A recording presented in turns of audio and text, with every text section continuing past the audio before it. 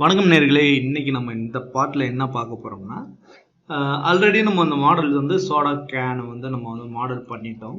So model பண்ணிட்டோம். இதை வந்து யூவி பிரிக்க போகிறோம். ஸோ யூவி எதுக்கு பிரிக்கணும்னா, நம்ம வந்து இதில் வந்து டெக்ஸ்சர் அப்ளை பண்ண போகிறோம். இதில் வந்து பார்த்தீங்கன்னா சோடா கேனில் வந்து இப்படியே இருக்காதுல்ல நார்மலாக. இதில் வந்து மெட்டீரியல் அண்ட் டெக்ஸ்சர்னா இருக்கும். ஸோ இது என்ன டைப் அலுமினியம்னா அலுமினியம் கேன் ஃபீலையும், அது மேலே டெக்ஸ்சர்ஸ் இப்போ வந்து கோக் பெப்சி அப்படின்னா ஸோ அது மேலே வந்து அதோட ஸ்டிக்கர்ஸ் வந்து ஒட்டியிருப்பாங்களே. ஸோ அந்த மாதிரி வேலை வந்து நம்ம பண்ணுறதுக்கு நம்ம இதை யூவி பிரிக்கணும். அதாவது இதை வந்து யூவி அன்ராப்பிங்னு சொல்லுவாங்க. ஸோ அதுதான் நம்ம இந்த பார்ட்டில் பண்ண போகிறோம்.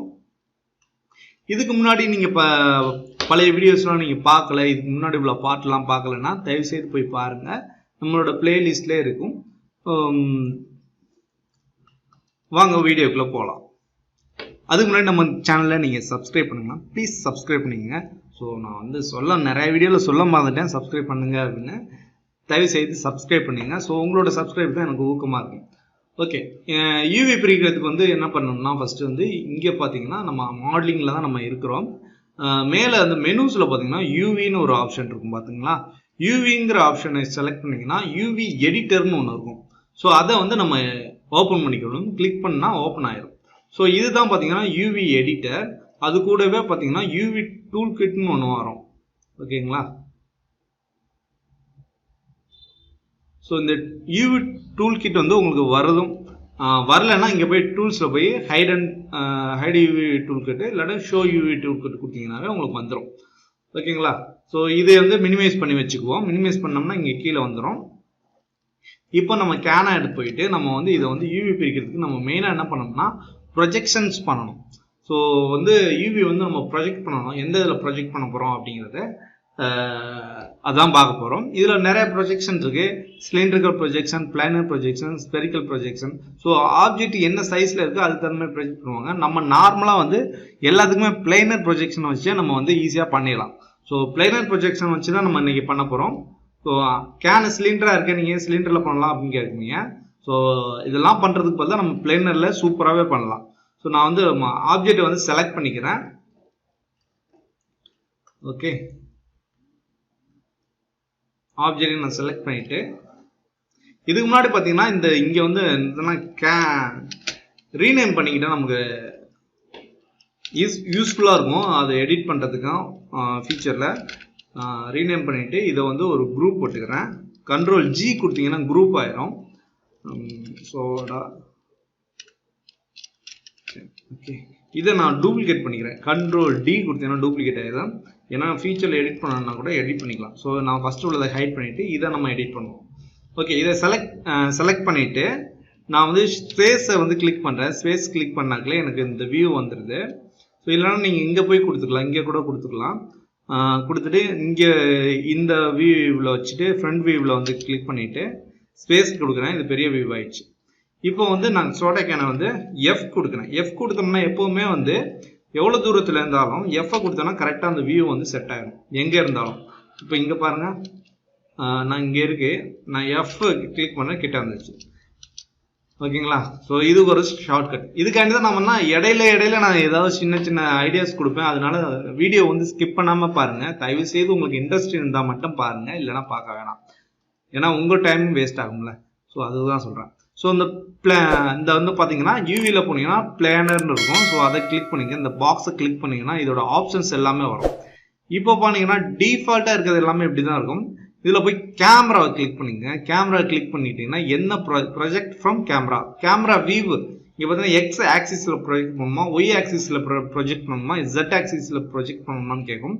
நம்ம எந்த கேமரா வியூ தெரியுதோ அதுலேயே ப்ரொஜெக்ட் பண்ணு அப்படின்னு கொடுக்குறோம். ஸோ அது எப்படின்னா நம்ம கேமரா இது வந்து ஃப்ரண்ட் வியூனா ஃப்ரண்ட் வியூலேருந்து ப்ரொஜெக்ட் பண்ணணும். பெர்ஸ்பெக்டிவ்ல வச்சு ஒரு ப்ரொஜெக்ட் பண்ண சொன்னீங்கன்னா அதுக்கு தகுந்த மாதிரி ப்ரொஜெக்ட் பண்ணணும். அதை நான் உங்களுக்கு எக்ஸ்பிளைன் பண்ணுறேன். இப்போ பார்த்தீங்கன்னா ஃப்ரண்ட் வியூவில் பண்ணனால கரெக்டாக இங்கே ப்ரொஜெக்ட் ஆகிருக்கு. நான் இந்த வியூவில் வச்சுட்டு இப்போ வந்து நம்ம கேமரா வந்து மேலேருந்து ஒரு பார்க்குற மாதிரி தான் இருக்குது. இப்போ நான் வந்து இதை வந்து ப்ரொஜெக்ட் பண்ணி காட்டுறேன். ஆப்ஜெக்ட் மோட் வச்சுட்டு எனக்கு கேமரா வியூ வச்சுட்டு அப்ளை கொடுக்குறேன். ஸோ இது பார்த்தீங்கன்னா நம்ம எந்த வியூவிலேருந்து பார்த்துருக்கோமோ அந்த வியூவில் வந்து ப்ரொஜெக்ட் ஆகிருக்கும். சரி, அதை கிளிக் பண்ணதோடு காட்டினா தான் உங்களுக்கு புரியும். ஓகே, இப்போ பார்த்தீங்கன்னா நம்ம மேலேருந்து பார்த்துருந்தோமா, ஸோ அந்த இதில் வந்து ப்ரொஜெக்ட் ஆகிருக்கு. இப்போ யூவி எடிட்டரில் போய் பார்த்தீங்கன்னா உங்களுக்கு மேலேருந்து அப்படியே வந்து ஒரு ஸ்க்யூஸ் ஆன மாதிரி ப்ரொஜெக்ட் ஆகி இங்கே உட்காந்துருக்கும்.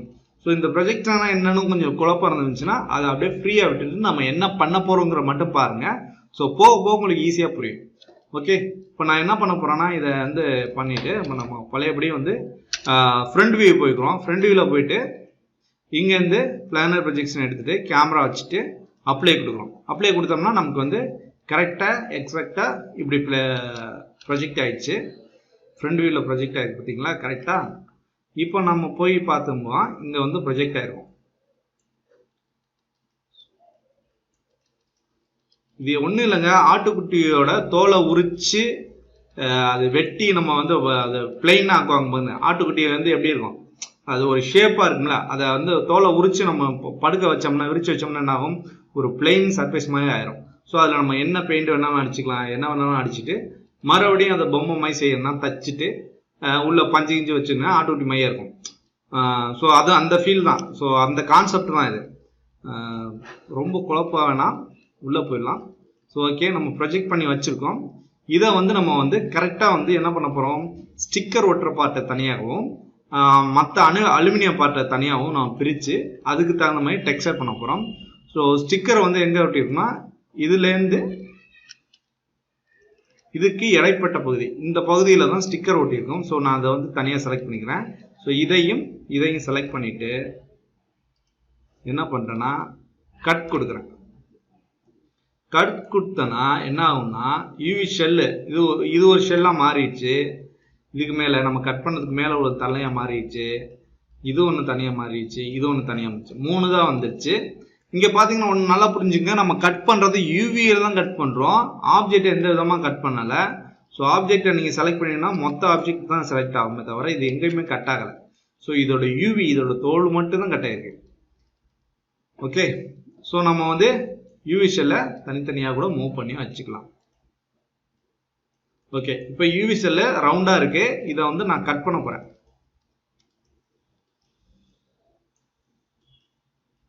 இதை வந்து இடையில இதை வந்து இது பார்த்தீங்கன்னா இது ரவுண்டாக தான் இருக்குல்ல. இப்போ நம்ம இந்த ரவுண்டை வந்து என்ன பண்ண போகிறோம்னா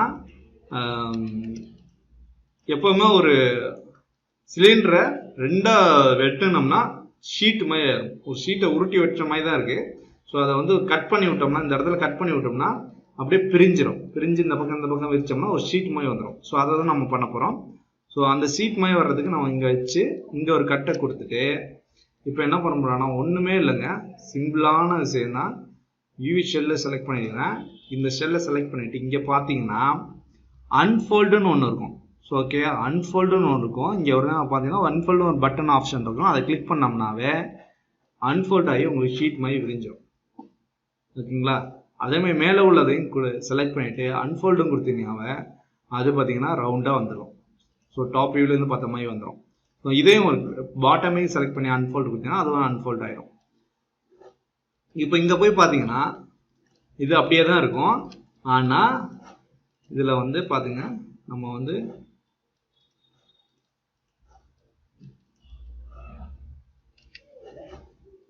இது வந்து செக்கர் பாக்ஸ்ன்னு சொல்லுவோம். ஸோ இந்த செக்கர் பாக்ஸை வந்து நம்ம கிளிக் பண்ணோம்னா இங்கே வந்து வியூ பார்த்தீங்களா. ஸோ வந்து ஸ்க்யூஸ் ஆகாமல் கரெக்டாக இருக்கா, நம்ம நாளைக்கு இதை வந்து டெக்ஸ்சருக்கு எடுத்து போகும்போது கரெக்டாக வந்து அப்ளை ஆகுமா அப்படிங்கிறத வியூ பண்ணுறதுக்கு வந்து இந்த செக்கர் பாக்ஸ் எனபிள் பண்ணிங்கன்னா அதில் ஒரு நம்பர்ஸ்லாம் வரும், அதெல்லாம் நேராக இருக்கும். ஸோ இது வந்து எங்கே ப்ராப்ளம் பண்ணும் அப்படிங்கிறத ஒரு டெமோ காட்டுறேன் பாருங்கள். இப்போ யூவி வந்து இப்படி இருக்குது, கரெக்டாக இருக்குது. இந்த இடம் செலக்ட் பண்ணிக்கிறேன், இந்த யூவியை செலக்ட் பண்ணேன். இது யூவின்னு சொல்லுவோம். இப்போ பார்த்தீங்கன்னா இது இப்படி இருந்துச்சுன்னு வைங்களேன், உங்களுக்கு என்ன இருக்கும் இங்கே பார்த்தீங்களா, உங்களுக்கு இப்படி இருந்துச்சுன்னா நீங்கள் வந்து ஒரு ஒழுங்கான ஒரு டெக்ஸ்சர் அடிக்க முடியாது. ஸோ அதுக்கான தான் இந்த யூவி அன்ராப் பண்ணி நம்ம ஸ்ட்ரைட்டாக வச்சுக்கிறதுக்கு காரணம் இதுதான். ஓகேங்களா, இப்போ கரெக்டாக வந்துச்சு. இப்போ வந்து இதை வந்து லே அவுட் கொடுக்க போகிறோம். லே அவுட்னா என்னன்னு பார்த்தீங்கன்னா எல்லாம் தனியாக இருக்குது. இது வந்து ஒரு லே அவுட்டு, இந்த பாக்ஸ் ஒரு லே அவுட்டு, இந்த பாக்ஸுக்குள்ளே நம்ம கொண்டு வரணும். ஸோ அதை வந்து லேஅவுட்டுன்னு இருக்கும். ஷிஃப்ட் பிடிச்சி ரைட் கிளிக் பண்ணிங்கனாவே லேஅவுட்டுன்னு வரும். லேஅவுட் யூவி கொடுத்தீங்கன்னா இந்த பாக்ஸ்குள்ளே வந்து உட்காந்துரும்.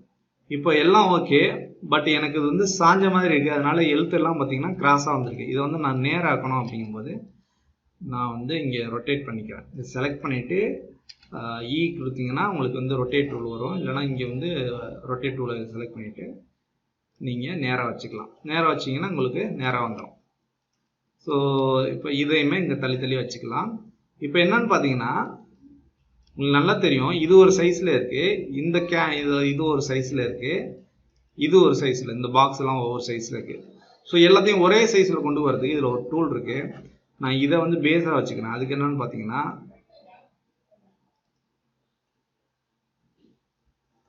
இங்கே கெட் செட்டுன்னு இருக்கு பார்த்தீங்களா.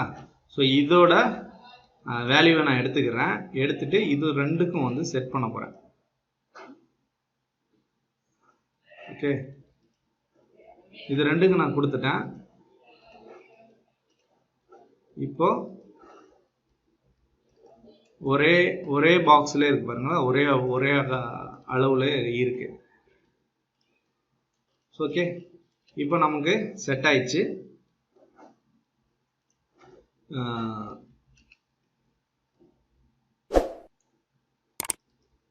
இது மாதிரி சில ப்ராப்ளம் வரும். அது எங்கே இருக்குன்னு பார்ப்போம். மேலே உள்ளது செலக்ட் ஆகிருக்கு. நம்ம இதை வந்து நம்ம இன்னும் யூவியே பிரிக்கலை. ஸோ அதனால் அது வந்திருக்கு. ஸோ அது ப்ராப்ளம் இல்லை. இதை மட்டும் செலக்ட் பண்ணிவிட்டு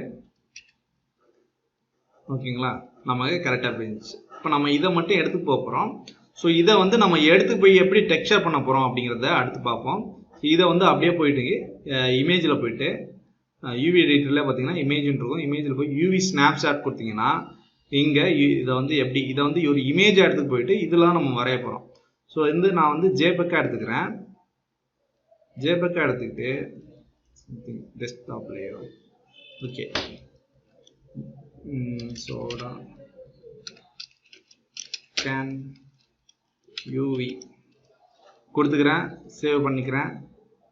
இதை ஜேபெக் வச்சுக்கிறேன். எனக்கு சைஸ் வந்து மேக்ஸிமம் வந்து 4K இருக்கலாம். நான் 2Kல வச்சுக்கிறேன். எனக்கு 2K ஓகே தான்.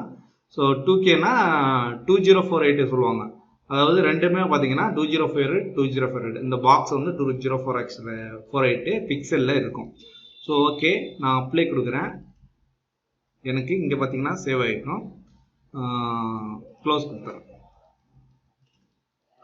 இப்போ பார்த்தீங்கன்னா எங்களுக்கு சோடா கேன்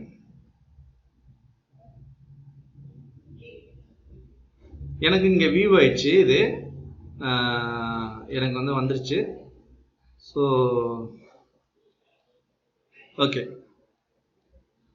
இதை எடுத்துக்கொண்டு நம்ம வந்து ஃபோட்டோஷாப்பில் வச்சு எடிட் பண்ண போகிறோம். ஸோ இதில் வந்து நம்ம டெக்ஸ்ட்டு டிசைன்லாம் கொடுக்க போகிறோம். ஸோ அதை வந்து அடுத்த பார்ட்டில் பார்ப்போம். மறக்காமல் நம்ம சேனலை வந்து இன்னும் நீங்கள் சப்ஸ்கிரைப் பண்ணாமல் இருந்தீங்கன்னா தயவுசெய்து சப்ஸ்கிரைப் பண்ணிக்கோங்க. அடுத்தடுத்த பார்ட்டில் நல்ல வீடியோஸ் வந்து வந்துட்டுருக்கு. தேங்க்யூ.